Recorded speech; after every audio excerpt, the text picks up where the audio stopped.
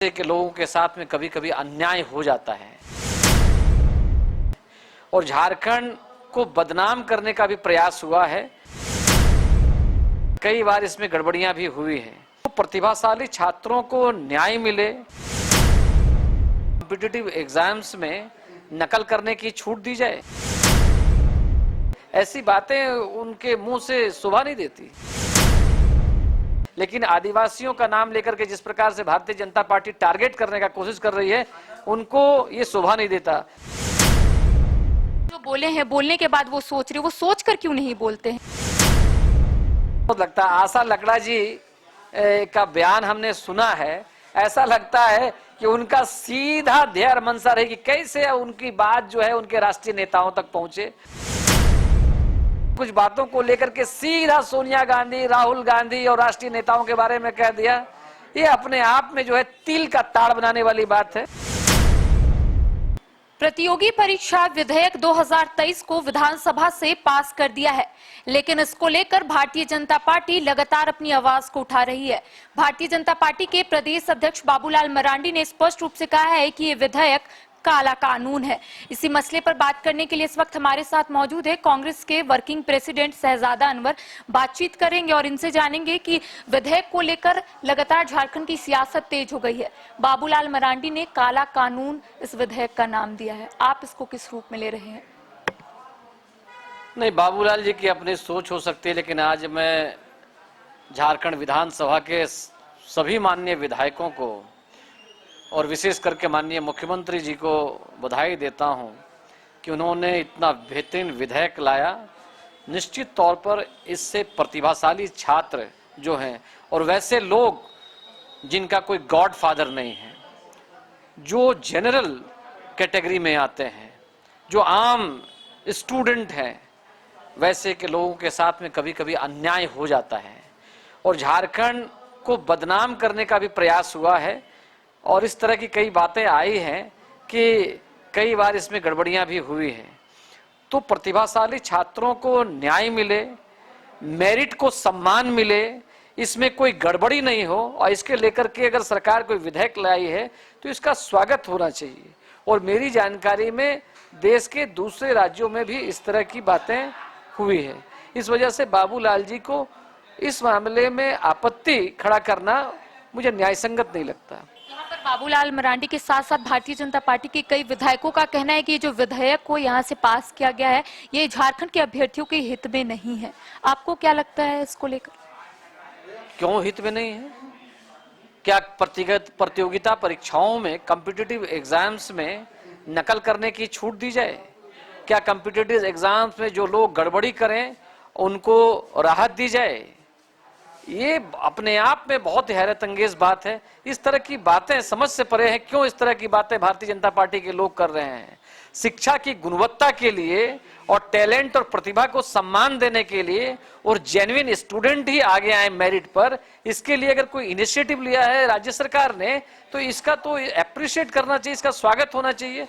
ये बहुत ही दुर्भाग्यपूर्ण बात है। इस तरह की बातें, बाबूलाल जी की छवि एक गंभीर राजनेता की रही है, ऐसी बातें उनके मुंह से शोभा नहीं देती।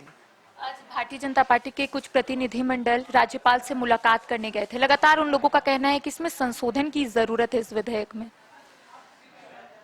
नहीं, राजभवन तो भारतीय जनता पार्टी के लोगों के लिए कंफर्ट जोन है और महामहिम राज्यपाल उनके लिए हमेशा उपलब्ध रहते हैं। तो राजभवन जाने का अधिकार उनको, वो जा सकते हैं। विधेयक के कुछ प्रावधानों पर अगर कोई बात अगर है जिस पर उनकी आपत्ति है तो इसकी चर्चा उनको माननीय मुख्यमंत्री महोदय से या स्पीकर महोदय से, इन लोगों से करनी चाहिए। अभी जल्दबाजी में राजभवन जाने की बात, ये हमको लगता है कि बहुत जल्दबाजी में है भारतीय जनता पार्टी के लोग। हम पूरी जिम्मेदारी के साथ में कहते हैं कि झारखंड को एक मॉडल स्टेट बनाने के लिए और झारखंड के छात्रों को न्याय मिले और झारखंड में जो मेरिटोरियस स्टूडेंट हैं, जो प्रतिभाशाली छात्र हैं, जिनके पास में प्रतिभा है, वैसे लोगों को न्याय मिले और वैसे लोग आए। इसमें कहीं ऐसे लोगों को अवसर नहीं मिल जाए जो पैरवी और पैसे के बलबूते पर आगे आ जाएं। तो इसके लिए इस तरह का विधेयक लाना जरूरी था और ये बहुत ही स्वागत योग्य कदम है। अच्छा, कांग्रेस के जामताड़ा विधायक इरफान अंसारी हमेशा से ही अपने बयानों को लेकर सुर्खियों में रहते हैं। इस बार भी आदिवासी को लेकर उन्होंने जो बयान दिया है उसको लेकर सियासत तेज हो गई है झारखंड की। कांग्रेस इसको किस रूप में ले रही है, क्योंकि आदिवासी को लेकर उन्होंने बड़ा बयान दिया है? देखिए, माननीय विधायक इरफान अंसारी जी युवा विधायक हैं और जिस क्षेत्र से वो जीत करके आते हैं वहां पर आदिवासियों की बहुत बड़ी संख्या है। स्वाभाविक सी बात है कि अकलियतों के साथ ही बड़ी तादाद में आदिवासी भी उनको मतदान करते हैं, उनका समर्थन उनको प्राप्त है। हीट ऑफ द मूवमेंट में कुछ बातें कभी कभी निकल जाती हैं नहीं चाहते हुए भी, हालांकि संयम बरतना चाहिए। राजनीति में सुचिता, राजनीति में गरिमा, राजनीति में मर्यादा, ये बहुत जरूरी चीजें होती हैं। हमको इस बात का ख्याल रखना होता है कि ऐसी बात हम ना करें जिससे किसी वर्ग को, किसी समुदाय को हम आहत करें। तो हमको लगता है कि भावावेश में कुछ बातें निकल गई होगी। हमारे विधायक दल के नेता, जो वहाँ के कांग्रेस पार्टी के विधायक दल के नेता और सुप्रीम लीडर है सदन के अंदर में, उन्होंने इसमें खेद प्रकट कर दिया। तो अभी हमको इसमें बहुत बोलने की आवश्यकता, लेकिन हम भी एक मामूली कार्यकर्ता के नाते खेद प्रकट करते हैं। लेकिन आदिवासियों का नाम लेकर के जिस प्रकार से भारतीय जनता पार्टी टारगेट करने का कोशिश कर रही है, उनको ये शोभा नहीं देता। जो लोग मणिपुर में आदिवासी युवतियों के साथ में, बहन बेटियों के साथ में अत्याचार होते हुए मुखदर्शक की तरह देख रहे हैं और लेम एक्सक्यूजेस दे रहे हैं, जिनके नेता मध्य प्रदेश के अंदर में गरीब आदिवासी युवक के ऊपर में किस तरह से उन्होंने क्या किया कहने की आवश्यकता नहीं है।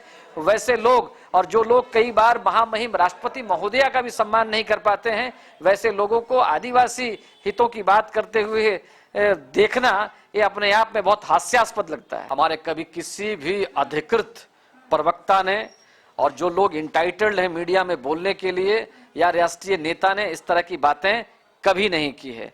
और अगर कुछ बातें कभी निकल गई है तो उसके हमारे राष्ट्रीय नेताओं ने उसका खंडन भी कर दिया है। देश की आजादी से लेकर के आज तक, चाहे आदिवासी समाज हो, चाहे दलित समाज हो, ओबीसी हो, अकलियत हो, सबको उचित सम्मान देने का काम कांग्रेस पार्टी ने किया है। हम स्वप्न में भी आदिवासियों के अपमान के बारे में सोच नहीं सकते हैं। तो आपको लगता है इरफान अंसारी ने नादानी में ये बोल दिया है? मैंने कहा ना कि कई बार भावावेश में, हीट ऑफ द मूवमेंट में उनकी भावना वो नहीं थी। जहां तक मेरी समझ और जानकारी, उनका ये कहना था कि आदिवासी समाज के लोग बहुत भोले होते हैं, भोले चित्त के होते हैं, उनके मन में किसी प्रकार का कोई कपट नहीं होता है। तो अगर कोई इस प्रवृत्ति का करता हुआ दिखता है तो आदमी बोलता है कि भाई आप तो ऐसे नहीं हो सकते हैं। वो तो सच्चे और भोले लोग होते हैं आदिवासी लोग। लेकिन वो जो बोले हैं, बोलने के बाद वो सोच रहे, वो सोच कर क्यों नहीं बोलते हैं? अगर इस तरीके की बात वो बोलने वाले थे तो उसको अच्छे से भी बोल सकते थे। वो हमारे दो बार के माननीय विधायक हैं इरफान अंसारी जी, उनको मैं कुछ नहीं समझा सकता हूं। वो स्वयं इस मामले में अपना, उनको आत्म अवलोकन, आत्मविश्लेषण करना चाहिए। हमको लगता है कि भविष्य में इन चीजों का जरूर वो ख्याल रखेंगे। आशा लकड़ा ने भी प्रेस वार्ता कर कांग्रेस और जेएमएम पर जमकर निशाना साधा है। उनका कहना है कि कांग्रेस की डीएनए में है, वो लोग कैसे आदिवासियों का विरोध करे, आदिवासियों को कैसे नेग्लेक्ट करे, तमाम चीजों को आशा लकड़ा ने मीडिया के समक्ष रखा है। बहुत हास्यास्पद लगता है। आशा लकड़ा जी का बयान हमने सुना है, ऐसा लगता है कि उनका सीधा ध्येय मंशा रही कि कैसे उनकी बात जो है उनके राष्ट्रीय नेताओं तक पहुंचे। उन्होंने माननीय विधायक की कुछ बातों को लेकर के सीधा सोनिया गांधी, राहुल गांधी और राष्ट्रीय नेताओं के बारे में कह दिया। ये अपने आप में जो है तिल का ताड़ बनाने वाली बात है।